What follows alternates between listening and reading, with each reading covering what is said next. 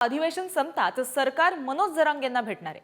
आज गिरीश महाजन पुन्हा मनोज जरांगेंची भेट घेणार आहेत। त्यामुळे आरक्षण प्रश्नी या चर्चेतून काही तोडगा निघणार का हे सुद्धा पाहणं महत्त्वाचं ठरणार आहे।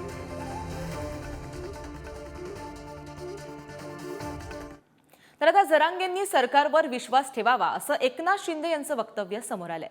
जरांगेंनी श्रद्धा आणि सबुरी ठेवावी असा मुख्यमंत्र्यांनी सल्ला देखील दिलाय। मनोज जरांगे असतील किंबहुना इतरही जे कोणी असतील त्यांनाही माझं आव्हान आणि विनंती आहे की सरकारवर विश्वास ठेवा। कारण विरोधी पक्षाने देखील जेव्हा आम्ही सर्व पक्षीय बैठक घेतली होती मुंबईमध्ये त्याही वेळेस सगळ्यांच्या सह्या त्याच्यावर आहेत की हे जे काही काम आहे त्याला थोडा अवधी लागणार आहे, वेळ दिला पाहिजे आणि आम्ही मराठा समाजाला टिकणारं, कायद्याच्या चौकटीत बसणारं आणि इतर प्रवर्ग म्हणजे इतर मागासवर्ग ओबीसी आणि इतर कुठल्याही समाजावर अन्याय न करता हे आरक्षण देणार आहे। फक्त मराठा समाजाने देखील आणि इतर समाजाने संयम राखणं आवश्यक आहे।